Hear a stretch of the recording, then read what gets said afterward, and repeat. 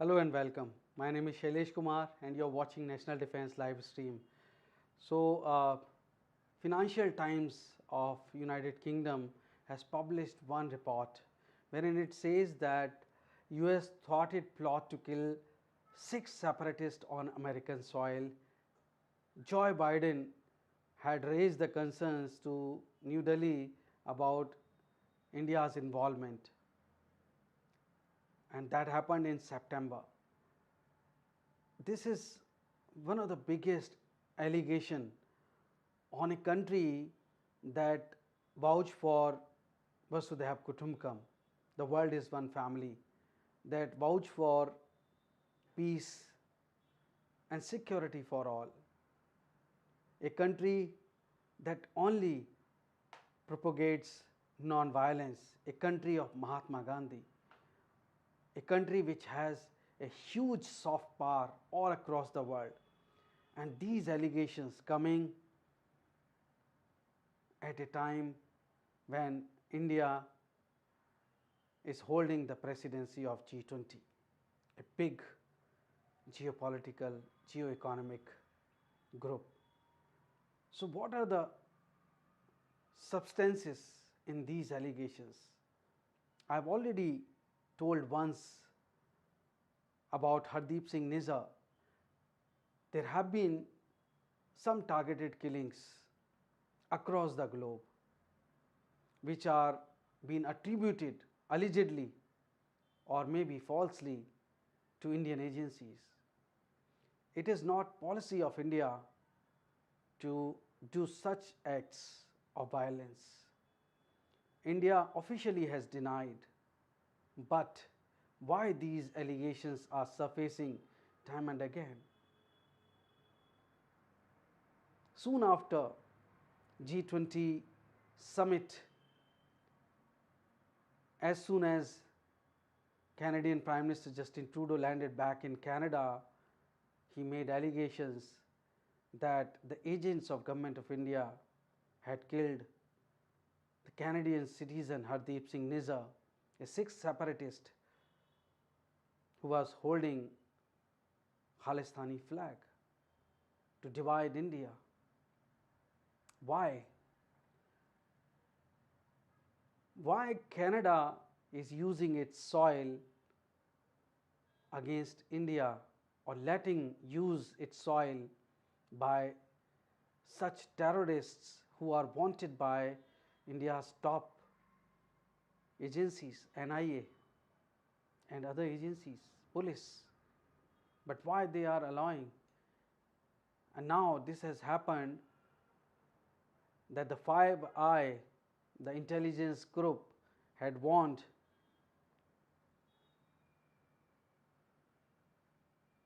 or give tip off of intelligence in the sharing that even Gurpatwant Singh Pannu, who is the Secretary General of Sikhs for Justice, a banned organization by India, why US is allowing its soil to let him threaten the security of Indian nationals? As you all know that he released a video wherein he threatened about exploding Air India flight. Later on, he however said that it was a call for the blockade, not for blowing off Air India flight as was done in Kanishka bombing of Air India flight. So this is very important to understand. Why would India want any assassin to assassinate Sikh separatists on American soil or Canadian soil? The government of America has raised this issue with the Indian government.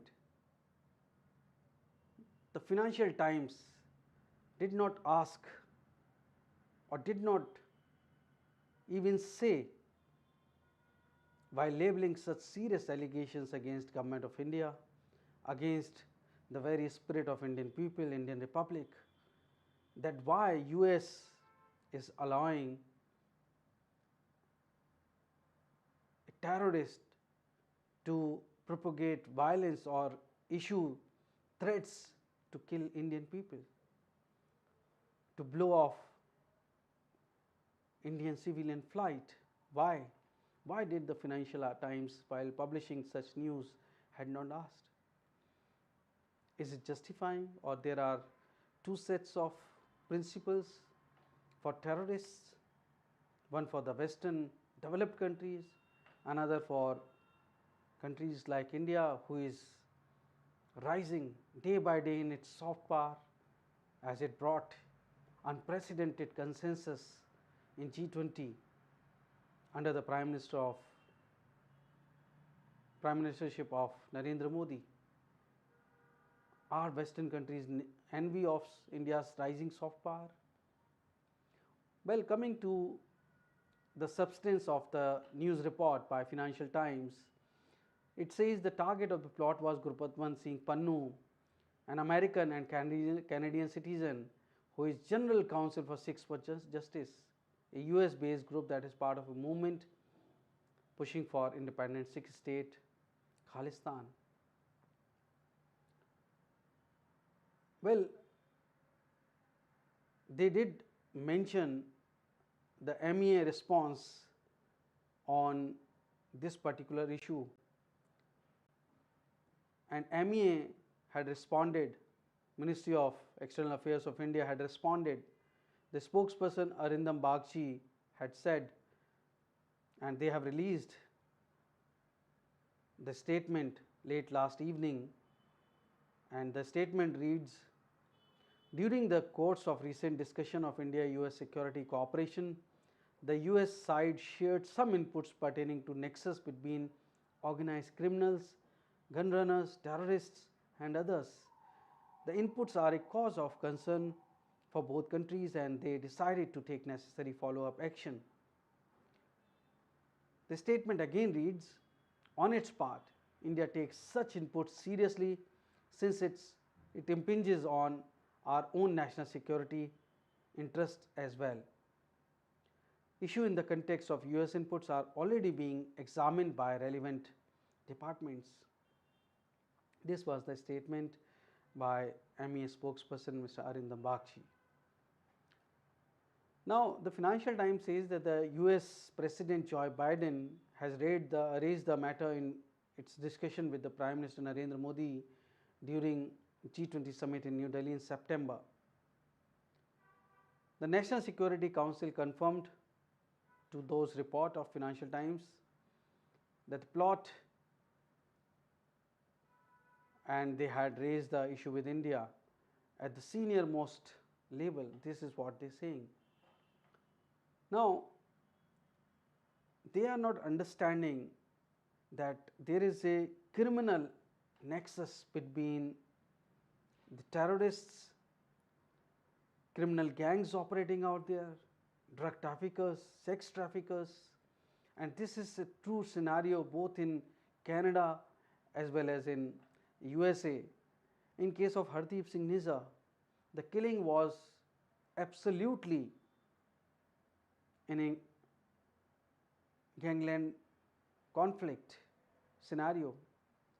There were many killings which had happened on the same pattern, that soon after the killing the car was burnt, and this is a phenomena which was happening since last few years.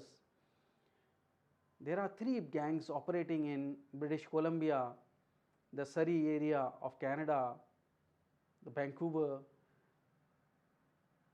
There are many gangs, but at least 3 gangs, Brothers Keepers, United Nations. These are kind of gangs which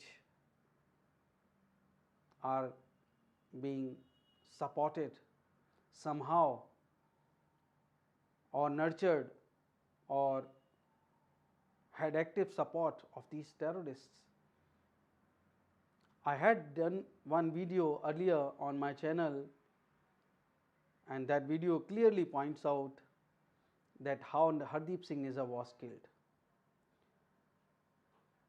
So the Financial Times, they mentioned the 5i intelligence sharing, and they say that the FBI, they did arrest one person, and the indictment was given in a sealed envelope to the New York District Court. The report also says that there is at least one Indian person, or the killer, or the concerned person who may have been a death threat to Gurbadwant Singh Pannu, may have fled the country, the US. So what is there in the indictment in the sealed envelope which was submitted to the New York District Court? Canada, after so many years, so many months, so many weeks, so many months, neither its RCMP, neither its top intelligence agency, CSIS, they have not provided even one single evidence to the Indian government, to the Indian people. We are a democracy, we are a republic, but they labeled serious allegations against India. They have not provided one single evidence. And here in this case also, they have not provided any single evidence. And moreover, Gurbadwant Singh Pannu is a known, renowned terrorist wanted by India. Soon after the threat, the video threat by Pannu, NIA has filed fresh FIR. So Canada's Prime Minister and US President, both Justin Trudeau and Joe Biden, they had to come out with the credible evidence against these allegations linking New Delhi to Niger's fatal shooting, or to the threat, so-called death threat to Gurbadwant Singh Pannu. But these allegations are made in public to malign Indian government, to malign India, without any shred of evidence.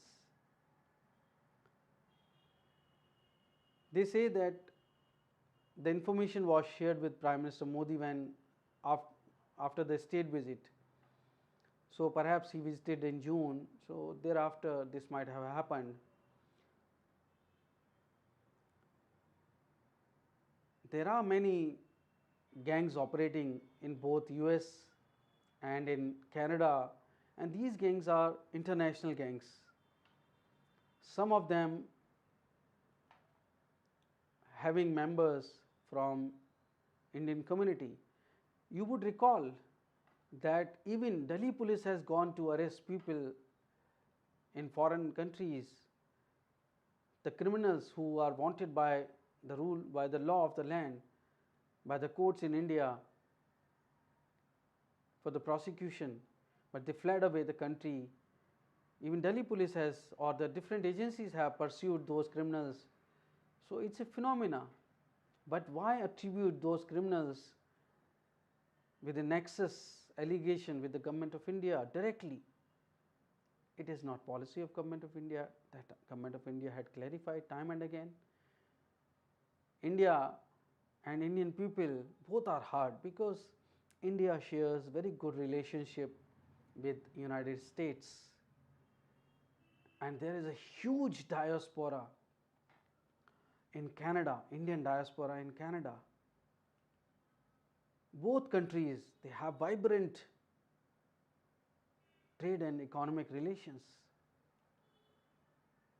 US, India, India, Canada. But these allegations, they take these relationships to the back burner. Now, yesterday, at the time of G20 Virtual Leaders Summit, just before, when Canadian Prime Minister Justin Trudeau attended the summit, virtual summit. In September he attended physically, and yesterday he attended virtually because it was a virtual summit. India has restarted the visa processes to the Canadian citizens. Let's hear in from our External Affairs Minister what he has regarding to say the e-visa, when he was asked. First of all, it had nothing to do with the G20 meeting. What had happened was we had temporarily suspended visa issuance because the situation in Canada made it difficult for our diplomats to do the, frankly, to go to office and do the necessary work for processing visas. As the situation there has become more secure or relatively improved, I think we have found it possible for the visa services to progressively resume. The physical visas had started in many categories. So and at that time itself, we had said we will be looking at e-visas next. So I think it was a logical consequence of that. Well, the Financial Times, they did ask the Department of Justice and FBI to comment on this story. They did broke the story, they did level the allegation, they did glorify Gurpatwant Singh Pannu, but the Department of Justice and the FBI both declined to comment on the Financial Times story. The National Security Council, according to Financial Times, has told them that ahead of the publication of the story that US did not comment on ongoing law enforcement matters or private diplomatic discussions with our partners. But it added, Financial Times has quoted, and I quote, upholding the safety and security of US citizens is paramount, unquote. That was the story published by Financial Times.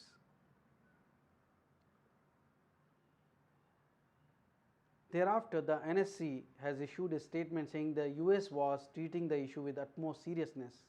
We understand the Indian government is further investigating this issue and will have more to say about it in days to come. This was said by Adrian Watson, the spokesperson, White House spokesperson. We have conveyed our expectations that anyone deemed responsible should be held accountable. Washington had shared the details of Gurpatwant Singh Pannu case with a wider group of allies after Justin Trudeau had made the allegations publicly. So, India has time and again rejected those allegations and no evidence has been provided. If you go back to the Hardip Singa case, and I say time and again, please do watch my story on national defense itself, that why the Hardip Singa story or murder was a main gangland war between different gangs. The Indian government has nothing to do with it. Our agencies, they do not do such acts. However, I believe that India, a great soft power, should also be a great hard power to understand that we are a rising country and we are a strong democratic country and we have hard power to punish the perpetrators of terrorism at our will, at our place of choosing. We hold the security of our Indian people high, top. If National Security Council membership is not given to India, it's not represented. 140 crore people are not represented in the top international institution, the United Nations. How unworthy could be the institution, people would ask, and how unduly misrepresented by the world. if 140 crore people are not having their say in the security affairs of the world? So, India, I believe that they should have the capabilities, they should have the will, and they should have the execution powers to punish the perpetrators of crime against India and Indian people. However, as the government had said, that India has no policy of such nature. India is a soft power, India believes in peace, India believes in Vasudhaiva Kutumbakam. But these allegations of human rights violation or using criminals to target enemies of the country, these are false allegations, time and again said by the government of India. I am not advocating the part of the government of India, but being Indian, it hurts every Indian, it hurts me that these are false allegations. We do not do such acts. If there are some involvement of a criminal, then the evidence should be shared. Why to target our diplomats and why to put their security under risk and jeopardize the whole security environment of our diplomats in your own countries, while the terrorists, they are roaming freely and issuing threats, video threats without impunity. These kind of allegations or inputs, they are cause of concern, and Indian government would definitely follow for the action.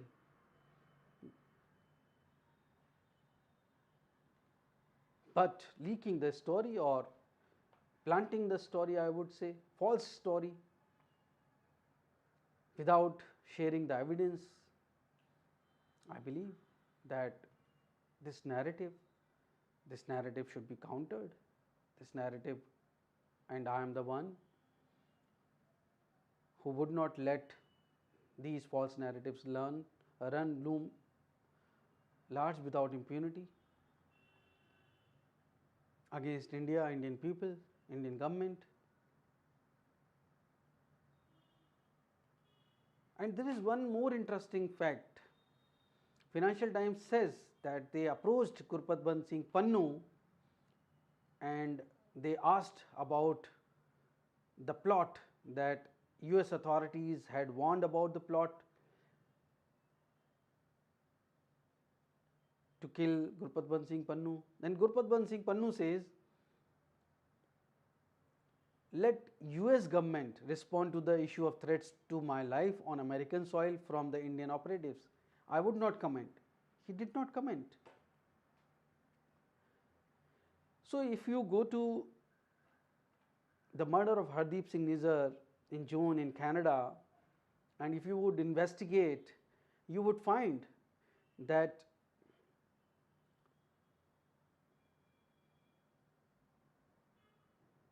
Justin Trudeau's government is in minority. It requires support of New Democratic Party. That is how they are pandering these terrorists, secessionists, separatists who demand a separate Khalistan, boycotting India. That is not possible. And such moves, they would harm no one but Canada itself if they let these so-called very bunch of separatists. All Sikhs are not same. Majority of Sikhs in Canada or US, they are patriots. They had great brotherhood with Indian Hindu people. Only a section of these Sikhs, represented by World Sikhs Organization, Sikhs for Justice, or so-called So I had already said that in my earlier stories, and I would say again that if you would let these devils, the demons, do whatever they want without impunity on your soil against a sovereign country, then they would eat you up first. So don't fall in their trap. Don't fall for narrow political goals. Well, this is what I wanted to say in this live stream on national defense. I believe that you, as you supported earlier, you keep on supporting national defense. And thanks for watching. So many people joined this live stream, and I believe that this live stream will be available even after that. And I would urge both the governments that we Indians, we love Canadians, we love American people. You are one of the best friends in the world. Do not spoil this relationship just for vested political interest of some people in your countries. We have no enmity with anyone. We believe in Vasudhaiva Kutumbakam, but justice and rule of the law should prevail. If they are doing something against a sovereign country, India, then it is also your duty to let not those criminals, terrorists loom large on your soil and perpetrate crime against India. I believe that these things should be taken in good spirit, with positivity, good vibes. Thanks for watching National Defense. Jai Hind, Jai Bharat.